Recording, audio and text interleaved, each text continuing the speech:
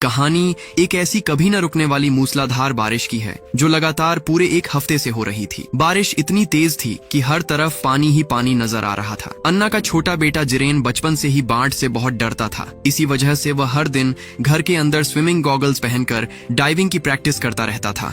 लेकिन उसे बिल्कुल भी अंदाजा नहीं था कि उसकी यही कल्पना कुछ ही देर में हकीकत बनने वाली है।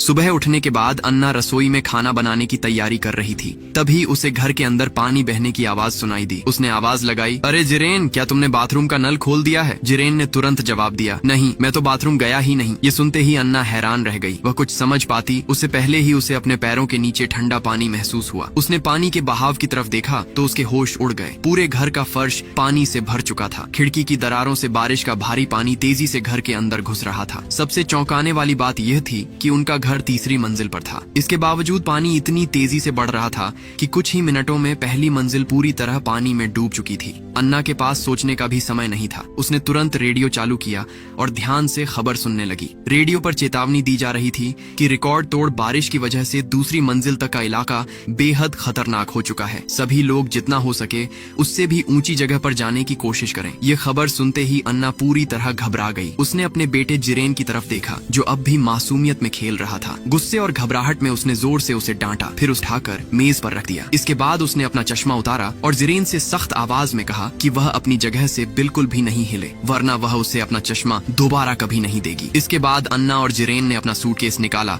और जल्दी जल्दी जरूरी सामान पैक करना शुरू कर दिया। लेकिन तभी उनका एक पल भी चैन से नहीं बीता था कि अचानक फोन की घंटी बज उठी। फोन करने वाला कोई आम इंसान नहीं था। दरअसल अन्ना एक ऐसी रिसर्चर थी जो आर्टिफिशियल इंटेलिजेंस यानी एआई पर काम करती थी। देश उसकी काबिलियत को बेहद अहम मानता था, इसलिए उसकी सुरक्षा के लिए खास इंतजाम किए गए थे। फोन करने वाला वही सैनिक था जिसे अन्ना और उसके बेटे को सुरक्षित जगह तक पहुंचाने की जिम्मेदारी सौंपी गई थी। सैनिक ने अन्ना से कहा कि किसी भी गैर जरूरी सामान को साथ मत लेना। इस वक्त सबसे जरूरी बात यह है कि जितनी जल्दी हो सके किसी ऊंची जगह पर पहुंचकर अपनी जान बचाओ। मैं अभी तुरंत तुम्हें लेने के लिए निकल रहा हूँ। लेकिन वह पूरी बात समझा भी नहीं पाया था कि तभी पूरी बिल्डिंग का सिग्नल अचानक पूरी तरह बंद हो गया। मजबूर होकर अन्ना ने जल्दी से अपना कोट पहना, अपने बेटे की दवा बैग में रखी और तुरंत निकलने की तैयारी करने लगी। लेकिन तभी उसने देखा कि जिरेन वहां मौजूद ही नहीं था। अन्ना घबराकर दौड़ते हुए बेडरूम में पहुंची और फौरन दरवाजा खोल दिया। वहां उसने देखा कि जिरेन हमेशा की तरह अलमारी के अंदर छिपा बैठा था और अकेले ही डर के मारे आहें भर रहा था। अन्ना के पास उसे डांटने का समय नहीं था। उसने प्यार से उसे समझाया, किसी तरह बाहर निकाला, फिर पानी में तैरकर ऊपर आ चुके जूते उठाए और दोनों तेजी से बाहर निकलने लगे। लेकिन जैसे ही अन्ना ने घर का दरवाजा खोला, उसके सामने जो मंजर था उसे देखकर उसे एहसास हो गया कि हालात उसकी सोच से कहीं ज्यादा खतरनाक हो चुके थे। घर के बाहर का पूरा मैदान कब का बाढ़ के पानी में डूब चुका था और पानी तेजी से बढ़ते हुए तीसरी मंजिल की तरफ बढ़ रहा था। खतरे की चेतावनी सुनते ही बिल्डिंग के सभी लोग अपने अपने घरों से बाहर निकल आए थे। पूरे गलियारे में अफरा तफरी मची हुई थी। हर तरफ चीख पुकार और भगदड़ का माहौल था। सबसे डराने वाली बात तब हुई जब अन्ना अपने बेटे को गोद में उठाकर ऊपर की मंजिल की तरफ भागने लगी। लेकिन उसने देखा कि वहां मौजूद हर इंसान के दिमाग में वही बात चल रही थी। बड़ी संख्या में लोग सीढ़ियों की तरफ टूट पड़े थे। भीड़ इतनी ज्यादा थी कि सीढ़ियां पूरी तरह जाम हो चुकी थीं और नीचे से चढ़ता पानी लगातार लोगों के पैरों तक पहुंच रहा था। अन्ना समझ गई कि अगर वह यहीं खड़ी रही तो बचना नामुमकिन होगा। इसलिए उसने बिना वक्त गंवाए अपने कदम वापस मोड़े और तेजी से गलियारे के दूसरे छोर की तरफ दौड़ पड़ी। वहां दूसरी सीढ़ियां बनी हुई थीं। सबसे हैरानी की बात यह थी कि उस तरफ एक भी इंसान मौजूद नहीं था। यह देखकर अन्ना के चेहरे पर उम्मीद की झलक दिखाई दी और वह तेजी से ऊपर चढ़ने लगी। लेकिन उसे बिल्कुल भी अंदाजा नहीं था कि सिर्फ वही समझदार नहीं थी। इतनी खाली सीढ़ियां होना किसी बड़े खतरे का इशारा था। कुछ ही पल बाद जिरेन की नजर पानी में छटपटाते एक इंसान पर पड़ी। वह मदद के लिए तड़प रहा था। यह मंजर दिल दहला देने वाला था, लेकिन बेबस अन्ना उसकी कोई मदद नहीं कर सकती थी। वह अपने बेटे को लेकर आगे बढ़ती रही। तभी कुछ कदम बाद वह एक बार फिर रुक गई। उसने देखा कि ऊपर की मंजिल पर भगदड़ रोकने के लिए पूरी सीढ़ी मलबे और टूटे सामान से बंद कर दी गई थी। रास्ता पूरी तरह जाम था। मलबा बहुत मजबूत नहीं था, लेकिन समय इतना कम था कि उसे हटाना मुमकिन नहीं था। मजबूर होकर अन्ना ने किनारे से चढ़कर ऊपर जाने की कोशिश की। तभी अचानक उसका पैर फिसल गया और एक तेज चमक के साथ वह अपना संतुलन खो बैठी। उसी पल अन्ना को समझ आ गया कि इस रास्ते पर कोई इंसान क्यों नहीं आया था और पानी में इतनी सारी लाशें क्यों तैर रही थीं। अब उसके पास कोई दूसरा रास्ता नहीं बचा था। वह मजबूर होकर एक बार फिर लोगों की लंबी लाइन में जाकर खड़ी हो गई। लंबे इंतजार के बाद आखिरकार अन्ना किसी तरह 7वीं मंजिल तक पहुंचने में कामयाब हो गई। फिलहाल वहीं कुछ राहत मिल सकती थी, लेकिन वहां का हाल भी कुछ अलग नहीं था। गलियारे में बड़ी संख्या में लोग इकट्ठा थे। हर कोई डरा हुआ था, इसलिए कोई भी आसानी से अपने घर का दरवाजा खोलने को तैयार नहीं था। खुशकिस्मती से एक भले इंसान ने अपने फ्लैट का दरवाजा खोल दिया और लोगों को अंदर आने दिया। अपनी जान बचाने के लिए कई लोग तेजी से उस कमरे के अंदर घुसने लगे, लेकिन अन्ना वहां नहीं रुकी, क्योंकि तभी उसकी नजर उसे लेने आई सैनिक रेगर पर पड़ी। रेगर जल्दी से उसे अपने साथ ले जाना चाहता था। अन्ना भी उसकी तरफ बढ़ने लगी, लेकिन तभी उसने देखा कि रेगर भीड़ के साथ उसी खुले हुए फ्लैट के अंदर चला गया। अन्ना तुरंत लोगों की भीड़ में घुस गई और उसे ढूंढने लगी, लेकिन भीड़ इतनी ज्यादा थी कि वह उसे कहीं दिखाई नहीं दिया। इसी भागदौड़ में काफी समय निकल गया। तभी अचानक अन्ना की नजर खिड़की के बाहर गई और जो उसने देखा उसे देखकर उसके पैरों तले जमीन खिसक गई। दूर से कई मीटर ऊंची एक विशाल पानी की लहर उनकी तरफ तेजी से बढ़ती चली आ रही थी। अगले ही पल वह भयानक लहर पूरी बिल्डिंग से टकरा गई। टक्कर इतनी जबरदस्त थी कि पूरा कमरा पानी से भर गया। अन्ना इस टक्कर में घायल तो नहीं हुई, लेकिन तेज बहाव उसे अपने साथ बहा कर ले गया। उस वक्त उसके पास कुछ सोचने का समय नहीं था। उसने अपनी सांस रोक ली और पानी से भरे कमरे में अपने बेटे को तलाशने लगी। काफी देर की तलाश के बाद आखिरकार उसे जिरेन कमरे के एक कोने में बेहोश पड़ा मिला। अन्ना ने तुरंत उसे अपनी बाहों में उठाया और बाहर निकलने की कोशिश की, लेकिन तभी उसे पता चला कि कमरे का दरवाजा बाहर से किसी भारी चीज में फंस चुका था, जिसकी वजह से वह खुल ही नहीं रहा था। कुछ ही देर बाद अन्ना के शरीर ने जवाब देना शुरू कर दिया। उसकी ताकत धीरे धीरे खत्म होने लगी और उसके हाथों की पकड़ भी कमजोर पड़ती जा रही थी। ऐसा लग रहा था कि अब वह ज्यादा देर तक टिक नहीं पाएगी। लेकिन तभी जब उसकी सारी उम्मीदें टूटने लगी थीं, कमरे का दरवाजा आखिरकार बाहर से खुल गया। बचाव दल के लोग समय रहते अंदर पहुंच गए और अन्ना व उसके बेटे दोनों को सुरक्षित बाहर निकाल लिया। जिरेन कुछ देर के लिए बेहोश हुआ था, लेकिन राहत की बात यह थी कि बचाव दल ने तुरंत पेशेवर तरीके से उसका इलाज किया और कुछ ही देर में उसे होश आ गया। अपने बेटे को सुरक्षित देकर अन्ना की आंखों में खुशी के आंसू आ गए। उसने बार बार सभी का शुक्रिया अदा किया, लेकिन रेगर ने उन्हें आराम करने का मौका भी नहीं दिया। उसने तुरंत सैटेलाइट फोन से अधिकारियों को मौजूदा हालात की जानकारी दी और फिर बिना देर किए अन्ना और जिरेन को अपने साथ आगे बढ़ने के लिए कहा। तभी जिरेन घबरा कर बोला, माँ। डर के कारण वह कुछ भी समझ नहीं पा रहा था और अन्ना से लिपटने की बजाय चुपचाप उसके साथ चलता रहा। अन्ना खुद भी पूरी तरह थक चुकी थी, लेकिन उसके पास चलते रहने के अलावा कोई और रास्ता नहीं था। रास्ते में रेगर ने इस भयानक तबाही के पीछे की असली वजह बताई। उसने बताया कि करीब 3 घंटे पहले एक छोटा ग्रह अंटार्कटिका से टकराया था। इस टक्कर की वजह से वहां की बर्फ तेजी से पिघलने लगी और समुद्र का जलस्तर अचानक खतरनाक तरीके से बढ़ गया। यही वजह थी कि पूरी दुनिया में विनाशकारी बाढ़ आ गई। रेगर ने कहा कि जिस 30 मंजिला इमारत में वे मौजूद हैं, वह भी बहुत जल्द पूरी तरह पानी में डूब जाएगी। इसलिए अब एक पल भी बर्बाद नहीं किया जा सकता। उन्हें जितनी जल्दी हो सके छत पर पहुंचना होगा, क्योंकि हेलीकॉप्टर वहीं उनके सिग्नल के आधार पर उन्हें लेने आएगा और सीधे आपातकालीन शरण स्थल तक पहुंचाएगा। रेगर ने बिना कोई बात छिपाए साफ साफ सच्चाई बता दी। उसने कहा कि इंसानों की जाति अब खत्म होने के कगार पर पहुंच चुकी है। आने वाले समय में इंसानों की जगह आर्टिफिशियल इंटेलिजेंस ही सभ्यता को दोबारा खड़ा करने की जिम्मेदारी उठाएगा। यही वजह थी कि इमोशनल इंजन पर काम करने वाली अन्ना अब पूरी दुनिया के लिए सबसे अहम इंसान बन चुकी थी। इस प्रोजेक्ट की पूरी जानकारी सिर्फ 2 लोगों के पास थी और उनमें से दूसरा वैज्ञानिक आज सुबह से ही लापता था। रेगर ने बताया कि इस पूरे प्रोजेक्ट में ली म्योंग मो और उसके संरक्षण में पल रहा वह बच्चा भी जुड़े हुए हैं। लेगर सिटी की बाकी सभी रिसर्च टीमें अपना काम पूरा कर चुकी थीं। अब सिर्फ इमोशनल इंजन की जरूरत थी। उसके तैयार होते ही एआई का बड़े पैमाने पर निर्माण शुरू किया जा सकता था। ये सब सुनकर अन्ना पूरी तरह उलझन में पड़ गई। तभी जिरेन घबराई हुई आवाज में बोला, माँ मैं। लेकिन उस वक्त किसी के पास रुककर उसे समझाने का समय नहीं था। मजबूरी में रेगर उन्हें एक ऐसे कमरे में ले गया जिसका दरवाजा खुला हुआ था। उसने बच्चों को वहीं रहने दिया, जबकि बाकी लोग अपने भीगे हुए कपड़े बदलने और शरीर को सुखाने लगे, ताकि लंबे समय तक भीगे रहने से उनकी हालत और खराब न हो जाए। लेकिन तभी अचानक अंदर लगी पाइपलाइन से अजीब आवाज आने लगी। पूरा कमरा जोर जोर से कांपने लगा। अगले ही पल दरवाजा तेज दबाव सह नहीं पाया और जोरदार आवाज के साथ खुल गया। खतरा सामने देखकर सभी लोग बिना देर किए कमरे से बाहर भाग पड़े। लेकिन जैसे ही वे बाहर निकले, अगले ही पल चारों तरफ भयानक आग की लपटें फैल गईं। रेगर और उसकी टीम तुरंत रेलिंग के सहारे ऊपर चढ़ने लगे, मगर उनके साथ मौजूद छोटा बच्चा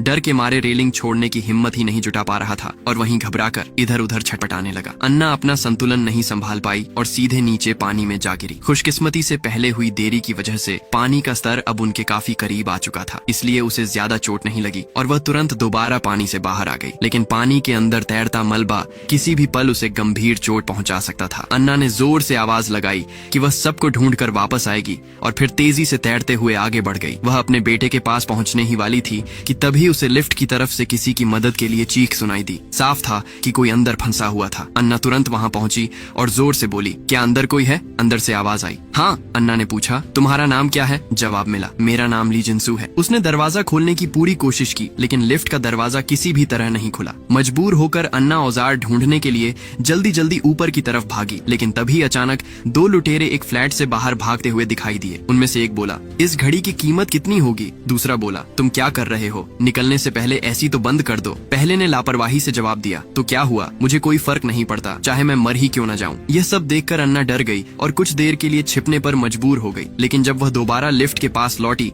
तब तक अंदर से कोई आवाज नहीं आ रही थी। यह समझते ही कि अब शायद बहुत देर हो चुकी है, अन्ना का दिल टूट गया। लेकिन उसके पास दुख मनाने का भी समय नहीं था, क्योंकि उससे भी बड़ी मुसीबत उसका इंतजार कर रही थी। वह दौड़कर नीचे पहुंची तो देखा कि उसका बेटा, जिसने काफी देर से दवा नहीं ली थी और पूरी तरह थक चुका था, फिर से बीमार पड़ गया था। अन्ना घबराकर उसके पीछे भागी। जिरेन लड़खड़ाती आवाज में बोला, मुझे दवा लेनी है। अन्ना ने बेबसी से कहा, इस वक्त दवा कहाँ मिलेगी, पहले किसी तरह लिफ्ट तक पहुँचते हैं। जिरेन ने धीमी आवाज में कहा, माँ, आज सुबह आपने कहा था कि सब ठीक हो जाएगा, क्या सच में सब ठीक होगा? अन्ना ने जिरेन से कहा, तुम्हें हिम्मत रखनी होगी, तुम्हें जिंदा रहना है, नहीं तो तुम मर जाओगे। तभी इस पूरे मामले की एक चौंकाने वाली सच्चाई सामने आती है, जिसे सब एक साधारण बच्चा समझ रहे थे। वह दरअसल अन्ना द्वारा विकसित किया गया एक कृत्रिम इंसान था। इमोशनल इंजन का डेटा हासिल करने के लिए अन्ना ने उसे बनाया था और फिर अपने बच्चे की तरह पाल पोस कर बड़ा किया था। पिछले 5 साल साथ रहते रहते अन्ना का उससे सच्चा भावनात्मक रिश्ता बन चुका था। अब वह उसे किसी मशीन की तरह नहीं, बल्कि अपने बेटे की तरह मानने लगी थी। कुछ देर बाद अन्ना को एक ऐसा कमरा मिला जिसका दरवाजा खुला हुआ था, लेकिन अंदर पहुंचते ही उसने देखा कि वहां एक बुजुर्ग पति पत्नी अब भी मौजूद थे और कहीं जाने को तैयार नहीं थे।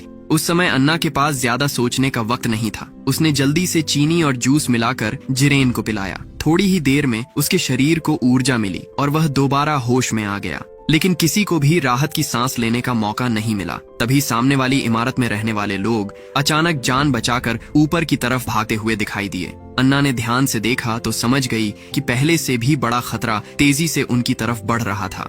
यह देखकर अन्ना, जिरेन और बाकी लोग तुरंत वहां से भागने लगे, लेकिन लकवाग्रस्त बूढ़ी महिला अपनी जगह से हिल भी नहीं सकती थी। दूसरी तरफ उसका पति बिल्कुल नहीं घबराया। वह आखिरी पल तक अपनी पत्नी को पहले की तरह प्यार से खाना खिलाता रहा। अन्ना और जिरेन बिना रुके दौड़ते रहे और आखिरकार किसी तरह उस नए खतरे से बच निकले। खतरे से बाहर आने के बाद जिरेन फिर अपनी माँ को ढूंढने लगा। अन्ना समझ गई कि सामने वाली इमारत के लोग भी अब उसी पर उम्मीद लगाए बैठे हैं। वह जिरेन को साथ लेकर लगातार छत की तरफ बढ़ती रही, लेकिन जैसे ही वे छत के पास पहुंचे उन्हें एक बेहद बुरी खबर मिली।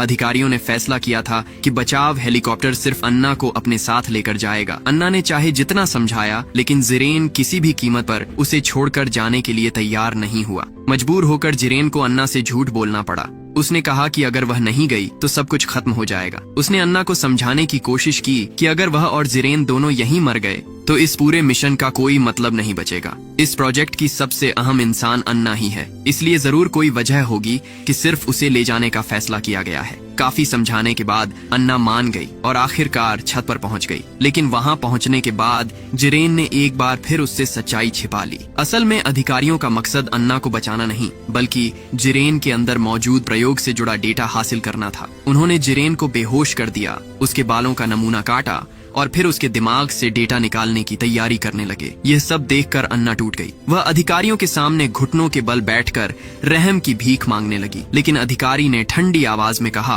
कि अब धरती पर कोई सुरक्षित शरण स्थल बचा ही नहीं है। पृथ्वी इंसानों के रहने लायक नहीं रही। अब इंसानों के पास सिर्फ अंतरिक्ष में जाकर जिंदा रहने का एक ही रास्ता बचा है। वहाँ हर सीट की कीमत बेहद ज्यादा है, इसीलिए उसे किसी बच्चे पर खर्च नहीं किया जा सकता। अपनी बात साबित करने के लिए अधिकारी ने उसी मिशन को पूरा करने वाले एक आदमी को भी अगले ही पल मरवा दिया।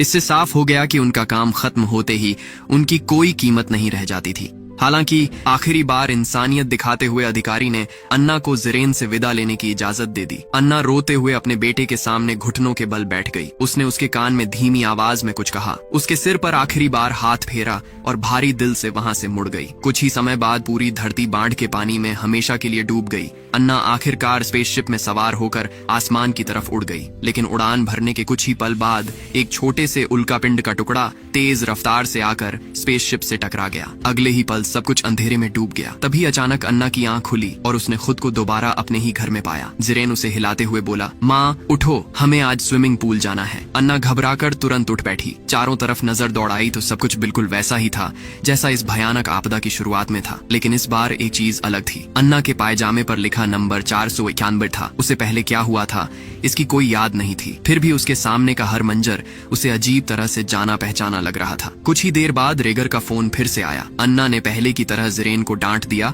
और बाहर निकलने की तैयारी करने लगी, लेकिन तभी जिरेन ने अचानक ऐसी बात कही जिसे सुनकर अन्ना कुछ पल के लिए ठिठक गई। जिरेन बोला, अगर आज मेरी बात मानोगी तो अगली बार मैं तुम्हारे साथ तैरूंगा और डाइविंग भी करूंगा, समझी? जवाब क्यों नहीं दे रही? झूठी। अन्ना हैरानी से उसकी तरफ देखने लगी। तभी जिरेन बोला, मैं हमेशा 6 साल का ही क्यों रहता हूँ? कल भी मेरी उम्र 6 साल थी, उससे पहले भी मैं 6 साल का ही था। अन्ना उस वक्त इतनी घबराई हुई थी कि उसने इन बातों पर ज्यादा ध्यान नहीं दिया। उसने तुरंत जिरेन को उठाया और बाहर की तरफ भागी, लेकिन इस बार वह पहले की तरह समय पर नहीं जागी थी, इसलिए पूरी मंजिल के सभी लोग पहले ही वहां से निकल चुके थे।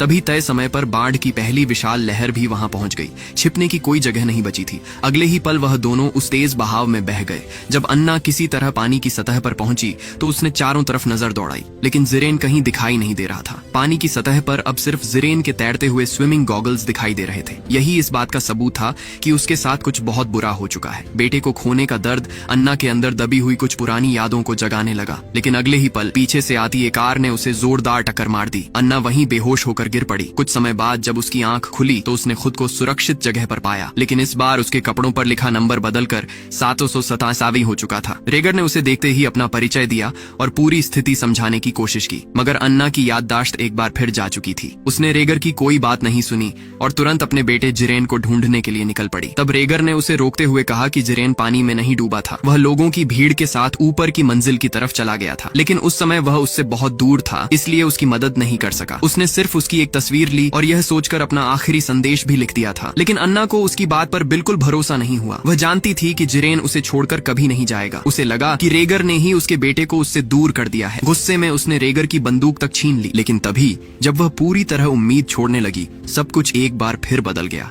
अन्ना, जो कुछ देर पहले मर चुकी थी, अचानक फिर से जाग उठी। इस बार उसके कपड़ों पर लिखा नंबर भी बदल चुका था। हैरानी की बात यह थी कि कहानी वहीं से आगे बढ़ रही थी जहां पिछली बार खत्म हुई थी। तभी अचानक एक जोरदार धमाका हुआ। विस्फोट के उसी पल रेगर ने अन्ना को पकड़कर बचा लिया, लेकिन इस बार अन्ना को सब कुछ अजीब लग रहा था। उसने पानी का बढ़ता हुआ स्तर देखा और बिना एक पल गंवाए सीधे पानी में छलांग लगा दी। कुछ ही देर में वह दोबारा उसी इमारत के अंदर पहुंच गई। तभी उसके कानों में किसी के रोने की आवाज पड़ी। यह वही जाना पहचाना मंजर था जिसने उसकी पुरानी यादों को और भी साफ कर दिया। इस बार उसने एक पल भी बर्बाद नहीं किया। वह तेजी से ऊपर गई, जरूरी औजार उठाए और सीधे लिफ्ट के पास पहुंच गई। उसने लिफ्ट का दरवाजा खोल दिया और पिछली बार की सबसे बड़ी गलती सुधारते हुए अंदर फंसी लड़की की जान बचा ली। बाद में पता चला कि वह लड़की उसी बुजुर्ग दंपति की पोती थी। यह सच सामने आते ही अन्ना की बिखरी हुई यादें पहले से भी ज्यादा तेजी से लौटने लगी। जैसे ही अन्ना दोबारा अपने बेटे को ढूंढने निकलने वाली थी, उसने पहले से तैयार किया हुआ चीनी मिला पानी निकाल लिया। उसे पूरा यकीन था कि इस बार वह जिरेन को समय रहते यह पिला देगी, लेकिन हालात फिर वैसे नहीं बने और वह ऐसा नहीं कर पाई। फिर भी इस छोटी सी कोशिश ने उसके मन में एक बात पूरी तरह साफ कर दी कि जो कुछ उसके साथ हो रहा था वह कोई सपना या भ्रम नहीं था, यह सब सच था। तभी रेगर एक बार फिर उसके पास पहुंच गया। उसने लगातार अन्ना को समझाया कि वह सचमुच उसे बचाने आया है और पहले उसके साथ चलना ही सबसे सुरक्षित होगा। उसने भरोसा दिलाया कि बाकी बचाव दल जल्द ही जिरेन की तलाश शुरू कर देगा। लेकिन यह बात सुनते ही अन्ना के अंदर दर्द भरी यादें फिर से जाग उठी। अब वह जान चुकी थी कि इन लोगों पर भरोसा नहीं किया जा सकता, इसलिए उसने बाहर से ऐसा दिखाया जैसे वह रेगर की बात मान गई हो, लेकिन मन ही मन उसने तय कर लिया कि जब तक उसे अपना बेटा नहीं मिल जाता वह कहीं नहीं जाएगी। इसी बहाने अन्ना और रेगर अलग हो गए। अन्ना को बिल्कुल भी अंदाजा नहीं था कि इस अंतहीन समय चक्र की यादें सिर्फ उसी के पास नहीं थीं। उसे यह भी नहीं पता था कि रेगर भी इस खेल का एक मोहरा बन चुका था। कुछ ही देर बाद उसने इमारत के अंदर सैनिकों को एक दूसरे पर गोलियां चलाते हुए देखा। हालात पूरी तरह बेकाबू हो चुके थे। अपनी जान बचाते हुए अन्ना पूरे भवन में छिपती और अपने बेटे को ढूंढती रही। लेकिन समय का यह चक्र लगभग 8000 बार दोहराने के बाद भी उसे जिरेन का कोई सुराग नहीं मिला। हालांकि अब तक अन्ना की ज्यादातर यादें वापस लौट चुकी थीं। वह बार बार हर छोटी से छोटी बात को याद करने लगी ताकि पता चल सके कि आखिर उससे कहां गलती हुई थी। तभी अचानक उसे एक बेहद अहम बात याद आई।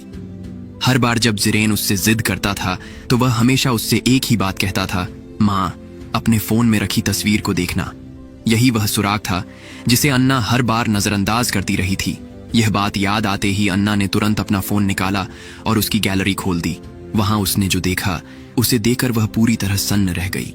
फोन में छत पर खींची गई उसकी अपनी ही 8000 से ज्यादा तस्वीरें मौजूद थीं। हर तस्वीर मानो उसी आखिरी पल की गवाही दे रही थी। अन्ना अभी यह समझने की कोशिश ही कर रही थी कि आखिर इसका मतलब क्या है। तभी उसे अचानक जिरेन की आवाज सुनाई दी। वह बिना देर किए उसकी तरफ दौड़ पड़ी, लेकिन जब उसने अलमारी खोलकर देखा तो वहाँ कोई नहीं था। अगले ही पल उसके दिमाग में एक और भूली हुई याद लौट आई। उसे याद आया कि एक बार वह अपने बेटे को लगातार ढूंढते ढूंढते पूरी तरह थक चुकी थी। तब उसने उससे झूठ बोला था और उसे वहाँ से ले जाने की कोशिश की थी। लेकिन जैसे ही उसने जिरेन को ढूंढ लिया, उसने उससे आखिरी बार विदा लेने के लिए कहा था। उसी पल अन्ना को छत पर हुई अपनी मौत का पूरा मंजर याद आ गया। वह घबरा कर बोली, तुम छत पर मरे थे, याद है? हम पहले भी मिल चुके हैं। यह सुनते ही रेगर चौंक गया। उसने हैरानी से पूछा, तुमने अभी क्या कहा? अन्ना, तुमने अभी क्या कहा? रेगर को तुरंत एहसास हो गया कि कुछ बहुत बड़ा राज सामने आने वाला है। वह अन्ना से और सवाल पूछने ही वाला था कि तभी उसके साथ मौजूद सैनिकों ने उसे रोक दिया। उसी पल रेगर को समझ आ गया कि असली साजिश कहीं और है।